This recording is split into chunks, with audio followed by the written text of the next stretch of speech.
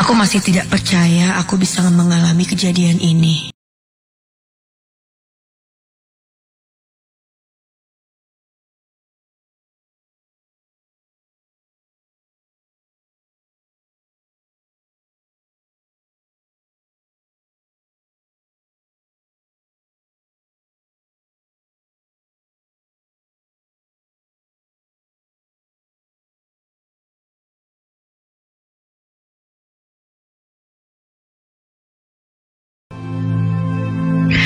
Kebetulan kakakku malam itu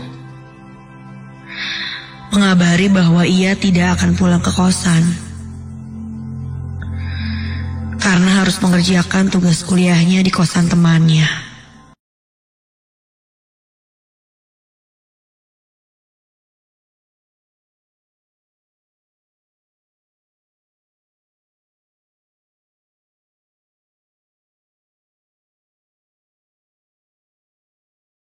Aku keluarkan cemilan itu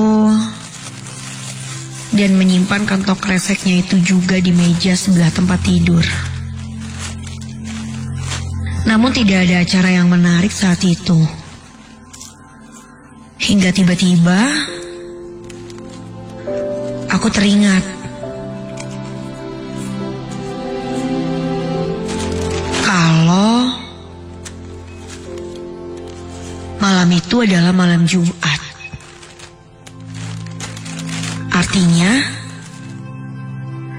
acara Nightmare Side Ardan Radio Bandung akan dimulai sebentar lagi.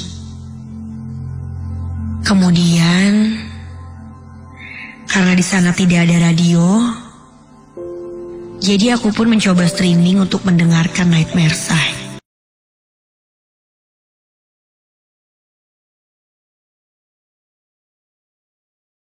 Acara baru saja dimulai.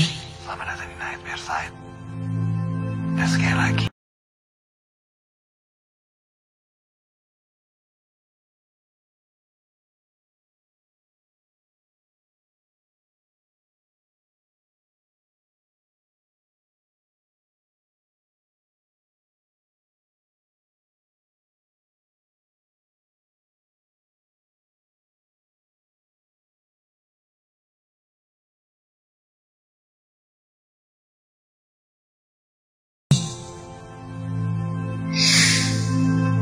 Hingga tak terasa, waktu pun berlalu. Sudah hadir di Ardan Studio Jalan Cipagati 159 Bandung. Dan terima kasih untuk Insan Budaya selalu setia untuk mendengarkan Nightmare Side, selalu mendekatkan keimanan dan ketakwaan kita kepada Tuhan Yang Maha Esa agar bisa terhindar dari hal-hal yang tidak kita inginkan. Terima kasih juga. Aku baru sadar Ada Mas Tak malam hari ini yang aku mendengarkan Nightmare Side ada membaca cerita sendirian. dan Dimasnya juga menjaga cerita. Setelah acara Nightmare Side Ardan selesai, aku mendapat sebuah pesan dari temanku, Eri. Dia menanyakan tentang cerita terakhir Nightmare Side malam ini.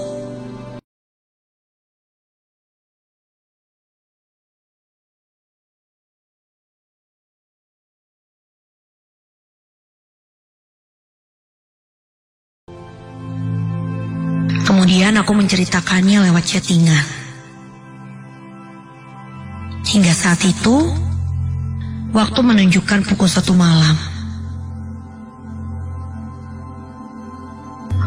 Udah ya, aku ngantuk nih. Mau tidur dulu, kataku. Setelah itu, aku langsung mengambil posisi tidur.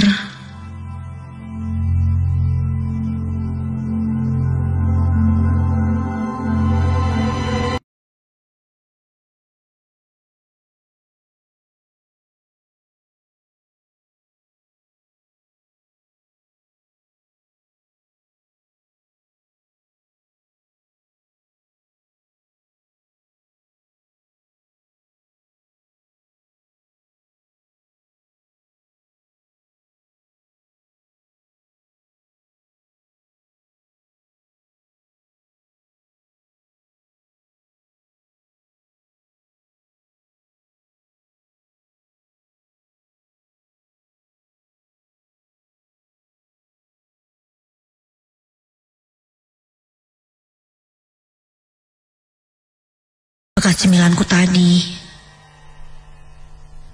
Dan kantong kresek itu terdengar seperti ada yang memainkannya. Aku membuka mataku dan melihat ke arah suara itu.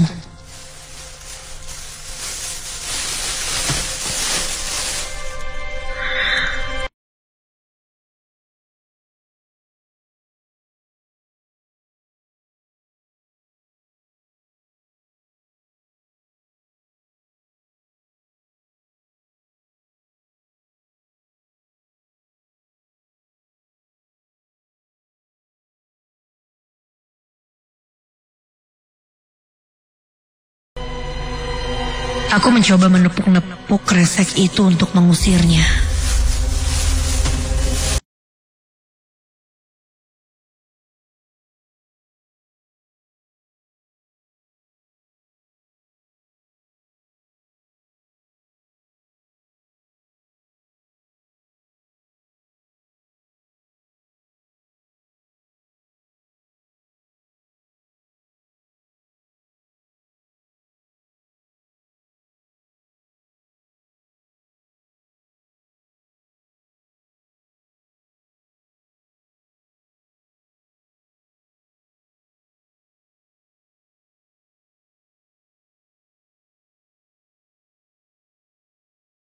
Aku terbangun mendengar notif dari handphoneku itu. Ternyata ada beberapa temanku yang masih terbangun dan sedang chat di grup. Aku cek, ternyata salah satu temanku di grup itu sedang curhat.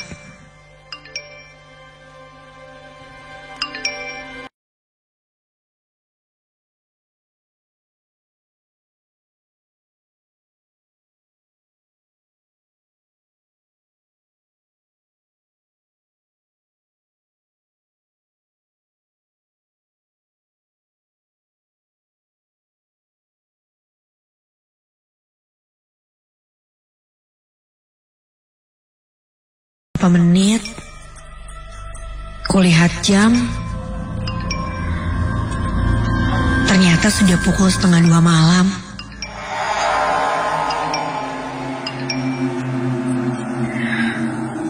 Aku menyimpan kembali HP-ku dan mematikan TV.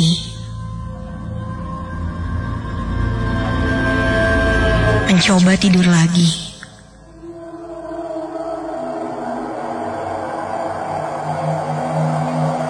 Baru saja aku akan tidur,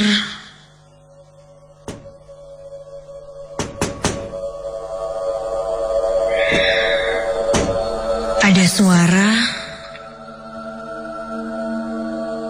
seperti seseorang mengetuk jendela kamar ini dengan jarinya. Hah? Siapa itu?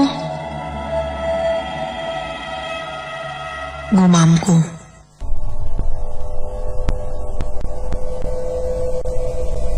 Suara ketukan itu cukup keras ku dengar. Hingga aku penasaran sekali melihat siapa yang mengetuk jendela kamar malam-malam.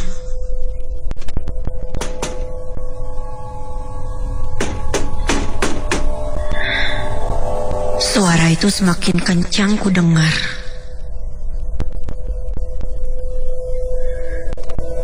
Aku memberanikan diri untuk membuka gordennya. Dan kok aku tidak melihat apapun dari balik jendela itu? Tapi astaga, aku melihat kaca di depanku bergetar, seperti sedang diketuk. Tapi aku masih tak melihat siapapun.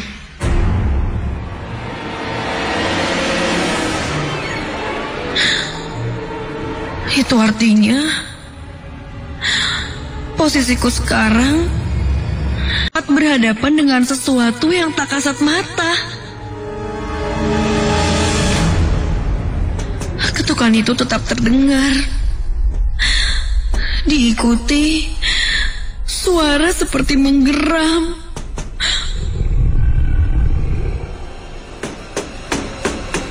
Ya Tuhan.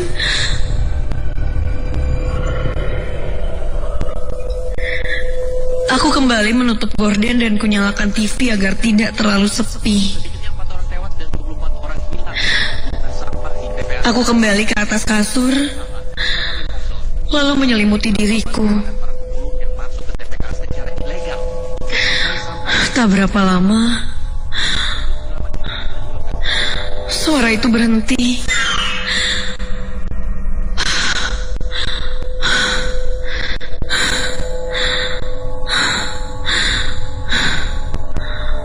Dan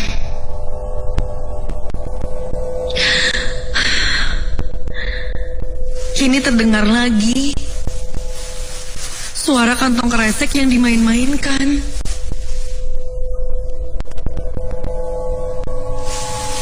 Aku mencoba untuk tak memedulikannya. Mungkin cicak. Tapi ekor mataku kini menangkap sesuatu.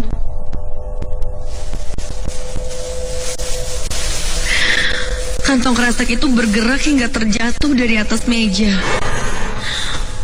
Refleks. Aku menoleh ke arah sana.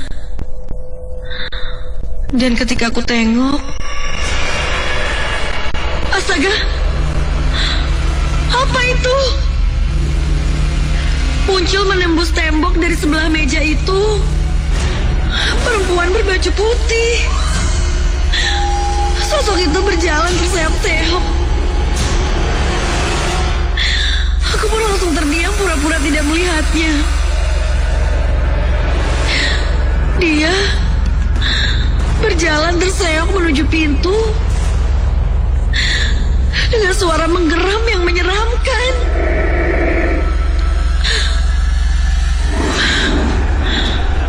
Untunglah dia tidak melihatku. Aku mencoba untuk tidak bergerak. Bahkan aku mencoba menahan nafas agar hembusan nafasku tak terdengar olehnya. Sampai astaga, handphone yang kusimpan di atas meja berbunyi. Dan ketika itu sosok perempuan itu pun menoleh ke arahku. Dan sekarang dia menghampiriku. Ya Tuhan, kini terlihat jelas wajahnya. Matanya putih, wajahnya pucat, bibirnya seperti meracap. Semua dengan tangan yang sangat kurus dan panjang. Rambut yang terurai bergerak ke sana kemari seperti hidup. Dia pun membungkukkan badannya dan mendekatkan wajahnya ke arahku. Kukunya yang panjang dan mengerikan itu bergerak seakan ingin menyentuh wajahku. Ekspresi wajahnya marah.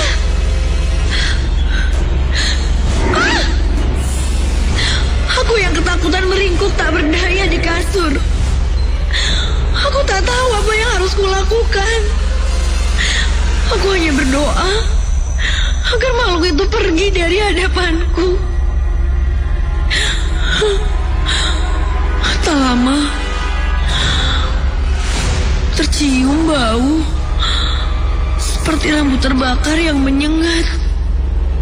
Dan tak lama suara pun hening kembali. Ketika kulihat, makhluk itu sudah pergi. Namun suara geramannya masih terdengar. Meskipun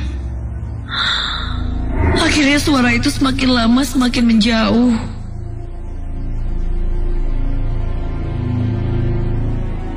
Malam itu aku tidak bisa tidur. Bahkan sampai azan subuh berkumandang.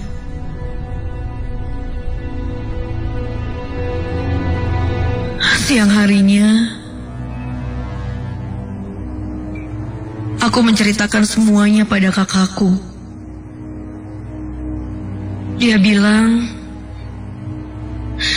kosan itu memang ada penunggunya. Saat jam 12 malam kita tidak boleh berisik. TV juga harus sudah dimatikan. Karena dulu juga sempat ada kejadian ketika salah satu penghuni kosan di situ masih menyalakan TV sampai jam 3 pagi. Kemudian dia didatangi penghuni kosan itu bahkan sampai kesurupan. Boleh percaya, boleh tidak. Mungkin cerita ini terdengar seperti dibuat-buat. Karena penampakannya jelas dan mengerikan seperti di film-film. Namun aku memang benar-benar mengalaminya. Benar-benar pengalaman buruk yang sangat ingin aku lupakan. Mungkin hal lain penyebabnya adalah karena saat itu aku mendengarkan Nightmare Sight sendirian.